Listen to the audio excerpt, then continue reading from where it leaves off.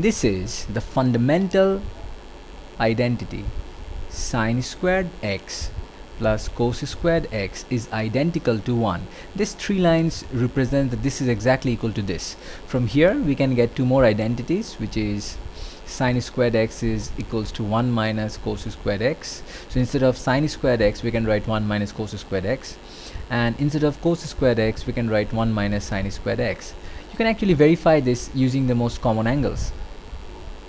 If you take this tree and if you plug in the values, you will see how this thing works. For example, if I consider sine 30 degree, so sine 30 degree is half, so sine square is half squared, plus cos 30 degree is root 3 by 2, so cos 30 degree is root 3 by 2, so root 3 by 2 whole squared, so that would be 1 by 4 plus 3 by 4. If I add, that would be 1 plus 3, and that would be 4 by 4 equals to 1. So sine square of any value plus cos square of any value has to be equal to 1. So this works. Another thing, we could take something else. We can take this value 60 degree. So sine 60 degree is root 3 by 2 and cos 60 degree is half. So you see the same thing happens. And if we plug in any value, even if we take 90 degree, we will see that sine 90 degree is 1, so 1 square plus cos 90 degree is 0, 0 square, 1 square plus 0 square is 1. So this is sort of in arithmetic, using the values, if you plug it in, you will see that this identity holds true. Now there is another identity.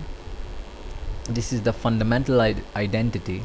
There is another identity called sine x divided by cos x is identical to tan x. That means whenever you have sine x divided by cos x, it is equivalent to tan x. Let's check from this arithmetic whether it actually works with the common angles or not.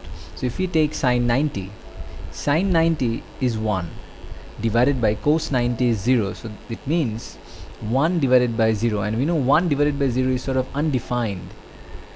We can also write it as infinity. This symbol means undefined. So and tan theta, tan 90 degrees, undefined. We cannot calculate it.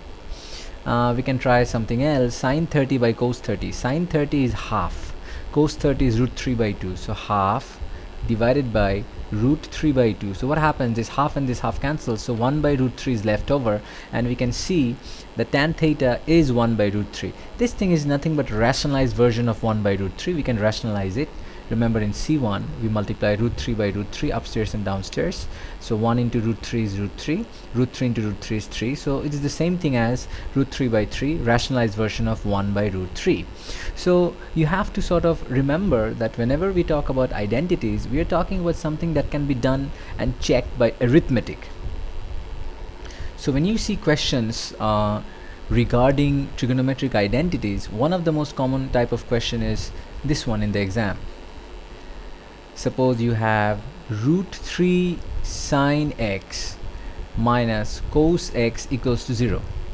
For doing a sum like that, you have to use the trigonometric identities that sine by cos is tan. Otherwise this cannot be solved, because there is no square that you can use 1 minus cos square or 1 minus sine square. So it's obvious this fundamental identity cannot be used. You have to use sine by cos. So what you have to do is square root of 3 sine x equals to cos x. So we can write sine x by cos x equals to 1 by square root of 3. So sine x by cos x can be written as tan x 1 by square root of 3, and then you can solve this. So this is one example.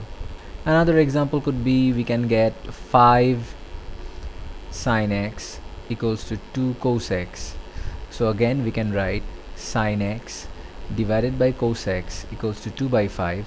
Therefore tan x equals to 2 by 5, and then this can be solved. So whenever you have sine x and cos x, using the trigonometric identity that sine x by cos x is identical to tan x, we can actually solve this sum.